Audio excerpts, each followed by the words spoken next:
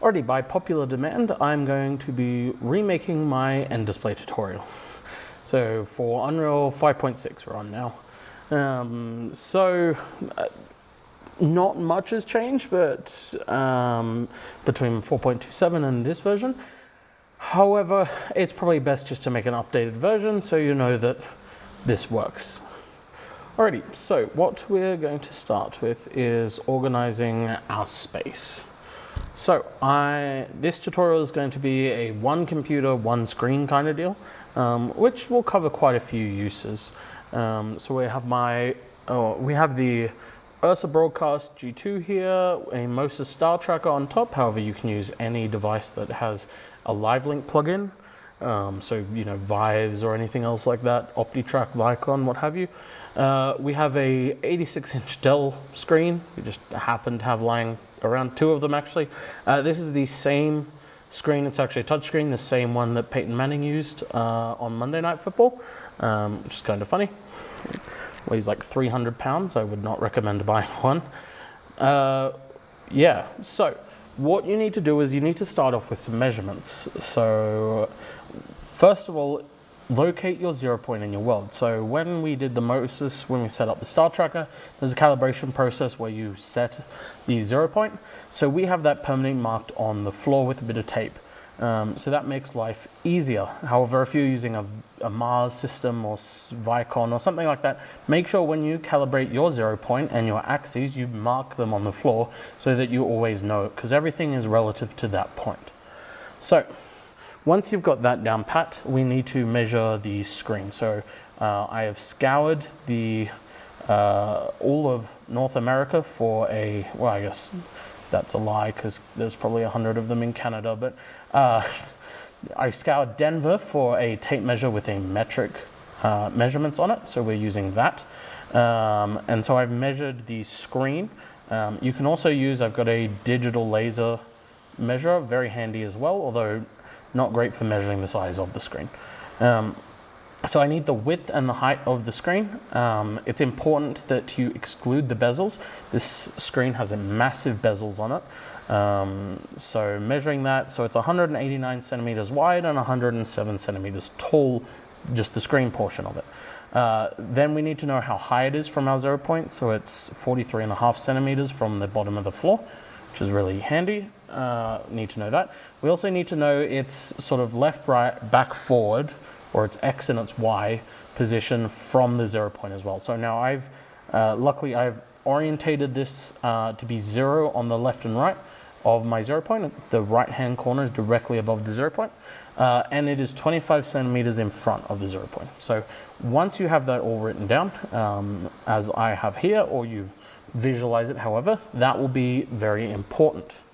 So next we can jump into Unreal and start assembling things. So I have here the fantasy, I don't know, it's the free fab environment at the time of this recording. Pretty interesting kind of Bioshocky, or Bioshock Infinite, I should say. That's the one with the floating town. However, lacking the sort of retro futurism stuff. It seems to just be a medieval town.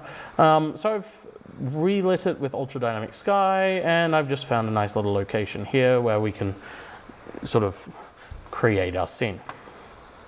So now that I have my project, we need to enable some plugins. We actually only need four. We need 4 plugins. Where did plugins? Here we go. So I'm going to need the LiveLink plugin as well as whatever LiveLink version you're doing. So instead of using the Moses default, Moses F4 it's called, I'm just going to use 3D because we don't actually need theoretically lens data to do this. So you can see number 3 here is my PC, and I'm just sending 3D from the Moses unit. So LiveLink as well as LiveLink 3D in my case, and then we also need the nDisplay. Whoops. nDisplay, and then the nDisplay launch lets us launch an nDisplay config locally on the machine without switchboard, which is really handy for if you're doing this sort of single machine setup. So we're going to use that as well. Oh, I think I'm inside a cloud now. That's kind of cool. So there's not a whole lot of other stuff we need. Now, I have heard some people ask me way back when I started why we don't use the likes of Blackmagic cards for this kind of LED work. And now the reason we don't is because the Blackmagic and the driver and everything like that, the way those work is it first has to transfer a rendered frame from your graphics card to the system memory, and then from the system memory to the Blackmagic card to output, which gives us sort of anywhere between 2 and 4 frames of delay. The other problem, you know, you don't want to be introducing even more delay, seeing as we're supposed to technically be rendering this before the camera sees it. So less delay is always better. The other problem is that SDI is very constrained to the SDI spec by SMPTE, which is the Society of Motion Picture and Television Engineers. So 1080, 4K, you know, certain frame rates, all that kind of stuff that you may not want to lock yourself into with an LED volume. So, you know, LED volumes tend to be kind of awkward sizes. You know, the panels 500 by 500 mil, 256 by 256 for a 1.8, I think it is, millimeter pixel pitch. So, you know, depending on how your wall is set out, you're not going to have a perfect 1920 by 1080 or anything like that. So that's why we prefer DisplayPort or HDMI or something like that. DisplayPort's sort of the more common one on LED processors because I'm using a giant TV essentially. It's using HDMI. So now that I've got that out of the way, we can start by making an nDisplay config. So nDisplay config. I'm going to create a brand new one. I'm just going to call it Dell screen, like so. So now I also have a handy dandy little mesh here I made in Blender. Now the reason I have this mesh is because its origin point is in the lower left-hand side of the mesh, which is just going to make it easier. So I'm going to start by deleting the screen there, and I'm going to instead replace it with mine. As you can see, it's in the lower left. And I'm going to rotate it, and then I'm going to set it to my size. So this is a 1 by 1 meter, which means I can just use the scale to essentially specify its size. So, whoops. All right, so on the width, it's 189, so 1.89. And then on the height, it's 107, so 1.07, like so. So now the 0 in this little land here represents the 0 of my tracking system. So I need to shelve my screen over to the left a little bit. So I'm going to set it to negative 189 centimeters, which is its width. And then I'm going to set it to negative 25 because it is in front of my 0 point by 25 centimeters. Lastly, I'm going to increase its height to 43.5 centimeters because that's how high it is up off the ground. All right, so once I have all that, I can go ahead and create my sort of node in my cluster. So I'm going to make it 4K because this is a 4K screen. I'm going to set it to 127001 size. Yep, that's all good. All good, all good, all good. So to make this setup simpler, I have swapped my primary display from my laptop screen to that display. That way it will launch by default on that, because I have forgotten how to shift it over when you're using sort of multiple displays. But anyway, so now that I have this, I have a 4K screen here, so I can just click the node here, and then I can change this from simple to mesh, and then I can select my mesh here. Alrighty, now it looks kind of screwed because the view origin is actually behind it. So I'm just going to push this forward and then to the left a little further, like so. Maybe kind of lower it like that. Perfect. So we can test if this works by saving that to start with, then dragging my screen out here and rotating it to somewhere interesting, which I think is going to be this sunset. All right, so now all I have to do is I'll save this, okay. And then, so the little button up here launches the local nDisplay instance, so you can select a config if you have multiple, or if you have multiple nodes or anything like that. I'm gonna leave everything as default and just hit launch.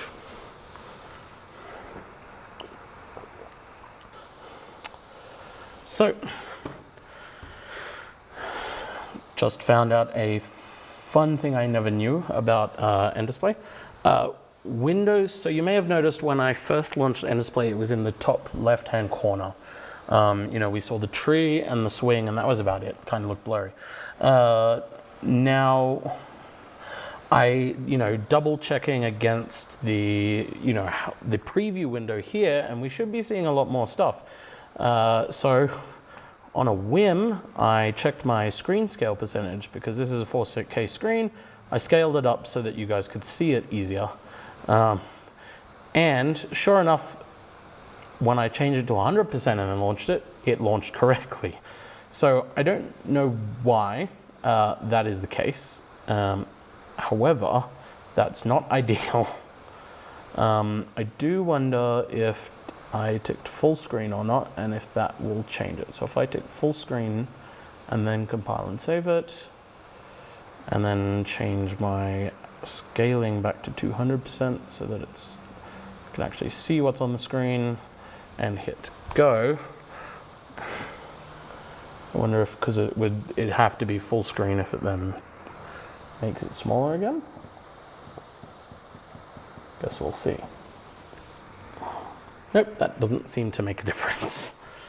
Okay, that is so bizarre. I wonder then if I make this 1920 by 1080, if it will, and then this 1920 by 1080, if it will inexplicably work.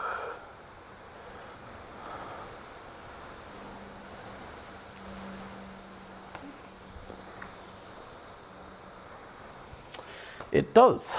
Well, that's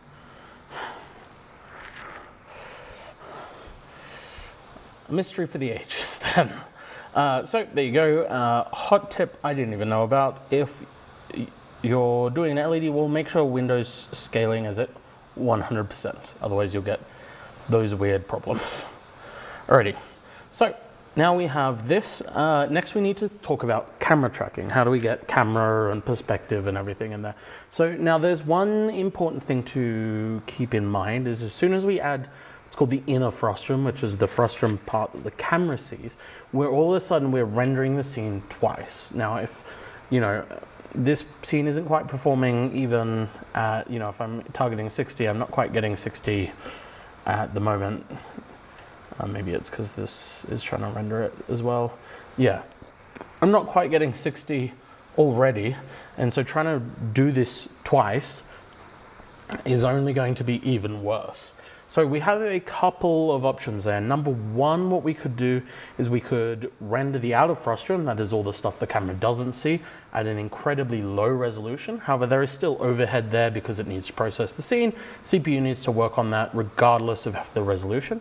Or number two, we skip the inner frustum altogether. So we did this at the LED setup we had at NAB 2 years ago, I want to say. That was a floor and two walls, and we didn't even have an inner frustum. We only had an outer frustum for that, for performance reasons, as well as because it was so small, it's not like we're going to be getting those really nice lighting effects that you might see in The Mandalorian. It's too small for that, and there's no ceiling. So I'll show you how to set that up first, and then we can look at the other option just in case you want to. So the way we do that is by moving this bad boy, the default viewpoint. So basically, as you see, as I change this, You know, as I move it closer to the screen, my FOV changes. As I move it away from the screen, my FOV changes. So I only need to know the rotation of an object if I want to render that in a frustum. So because we don't need that in a frustum, I can actually skip that. So the quickest and easiest way is I'm going to add a live link controller to this. So, which reminds me, we need camera tracking data. So let's grab a live link source 3D 0000 and add, there it is. So I'm going to save this as a preset. So my live link freed preset, and then I'm going to minimize that. Okay. So in my live link component controller here, I am just going to choose the camera 1 subject, and I'm going to use the, actually I think I have to be in the event graph to see it.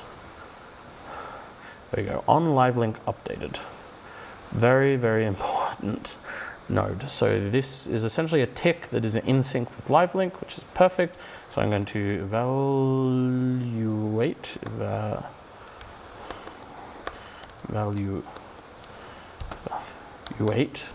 live link frame, perfect. My subject, again, I'm going to choose that. I'm going to just do a bunch of breaks. So I'm going to start by breaking this, and then I'm going to break the frame data, and then I'm just going to expand it, and I want the transform there. So I'm going to grab my default viewpoint like so, and I'm going to set its location,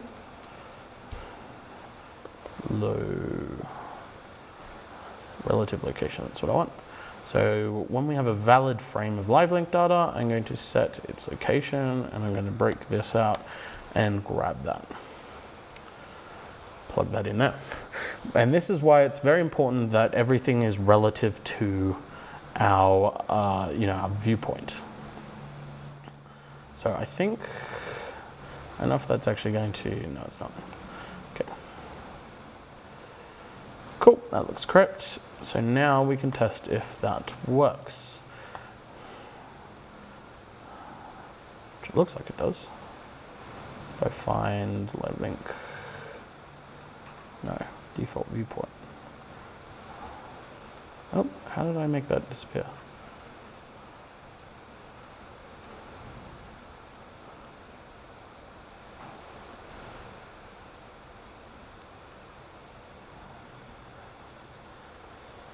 Come back, come back, come back.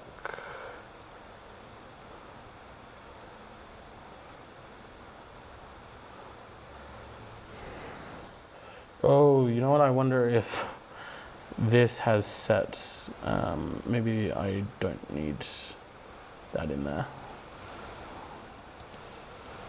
Because I think that has just moved this all the way over there, because this is treating it as a camera.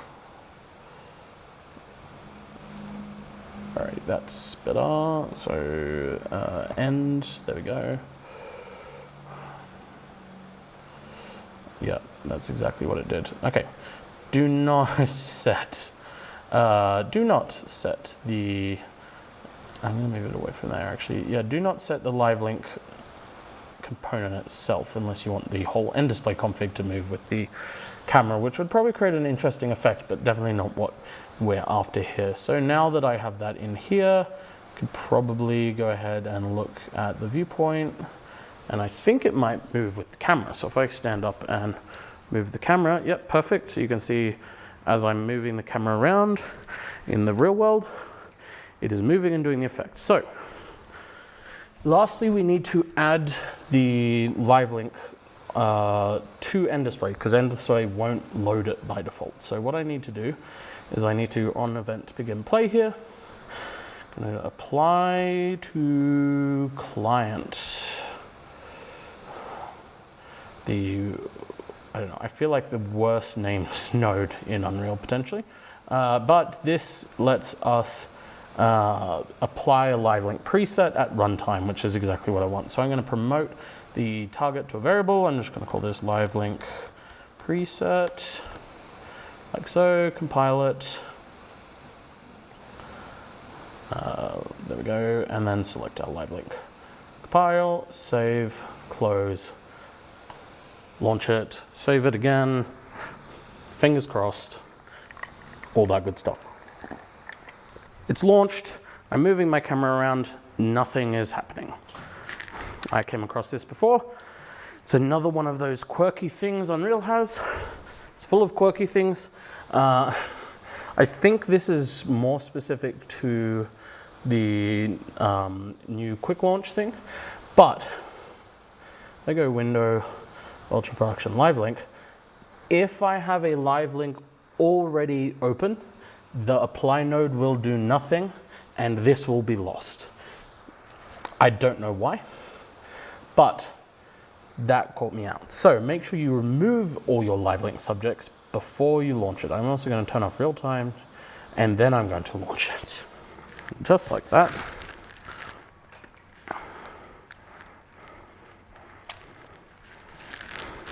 There's fucking SDI cables everywhere. Alrighty. So I'm going to hit record on this camera. Record, there we go. So, excuse my shoddy camera work, but you can see, so as I push in towards the screen, the FOV changes. And then as I pull out, it also changes. And then because of the MOSIS is correctly calibrated, the FOV does slightly change because I'm rotating it. Even though we never hooked up rotation, it still understands that the viewpoint is moving. And it looks correct from the camera angle. So if I can sort of pan across, and we get that effect like it's a window into another world, which is really, really cool. There's also a big bright spot from the lights that I was using to light my face up, but there we go. It's working. It looks great, and on top of all of that, it performs great, which is exactly what we were after. So, and that's why it's sort of my recommended method for doing especially small setups like this. You don't really need, what if I want an out of frustum, all that kind of stuff, and I don't care about performance, or I can support the drag on performance. So let us quickly look at how to do that. So to do that, I'm going to need a cinema camera in my scene. I'm going to put it on top of my, oh, that didn't do anything. Let me move it to the nDisplay folder. The top, there we go. I'm going to put it on my nDisplay screen so that it, shares the same 0 point as nDisplay. I'm going to add my live link controller to it, like so. I'm going to, if I just select that preset, then I can select the camera without having to turn on the live link preset, which will, as we know, kind of screw us over a bit there. I'm just going to set this to really wide. It says broadcast camera. It has a really wide lens. Now in my nDisplay screen, I'm just going to disconnect that because I don't need that anymore. I do need to keep this apply to client though. That is important.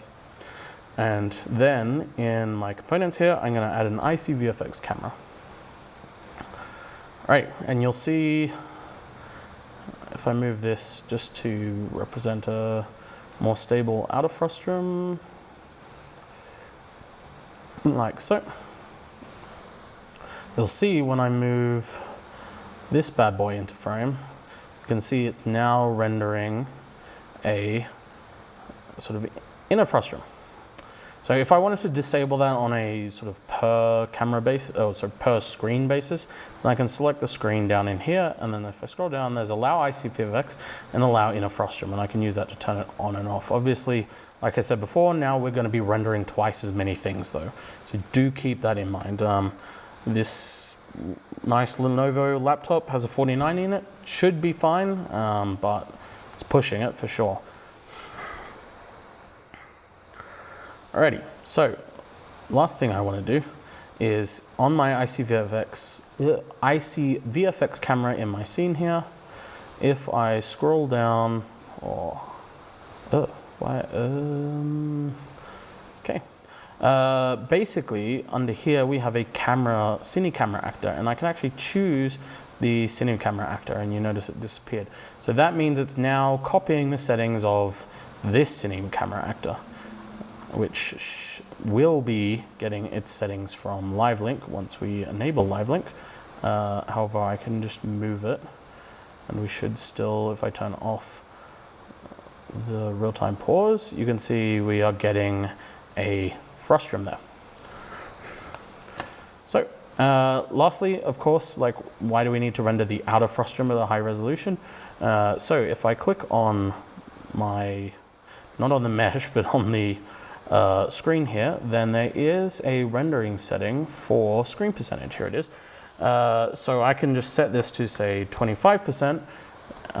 Looks kind of bad. I can also then apply, if I wanted to, a Gaussian or dilate blur to it, which might make it look nicer. Although do note that, you know, this rendering the blur also costs precious rendering power. So I'm going to leave the blur off and just have it really low resolution. Now that's not going to affect the camera. The camera itself, I shouldn't have closed it, but the camera itself has its own inner frustum screen percentage, as well as if I want to use a upscaling method. DLSS is also supported for this. So now that I have that, I'm going to make sure I double check I don't have a LiveLink. Good. I'm going to hit go. All right. So from the camera's point of view, we're in the perfect world. We won't notice a difference. You can see as I move the camera around, looks like my lens is a little too wide. I can actually go really wide. So I'll just zoom in a little bit. There we go. Oh, it seems to be shifted weirdly. So yeah, from the camera's perspective, it's the exact same as what we had before, except now there's also a static scene when I pan off it instead of a moving one. It's using TSR. So it is using temporal upscaling, the built-in one for Unreal. That's why we're getting the weird artifacts, but it doesn't actually look that blurry as a whole. Which isn't bad. But so, again, that's for a setup like this with a tiny screen. I don't really see the purpose of doing things that way. However, maybe you have a specific setup that you want to, or you're trying to use or do, or whatever it is, that this makes a lot more sense. So, thank you very much for watching. I hope that was informative, as good as the original YouTube video, maybe, I don't know. But yes, thank you for watching. We are in the process of setting up a couple of LED volumes, so I'm hoping to snag one of those, and we can look at much more complex setups with multi-engines and send boxes and 2110 and all this other stuff, and sort of detail that for like really big LED volumes. But thank you for watching. I'll see you later.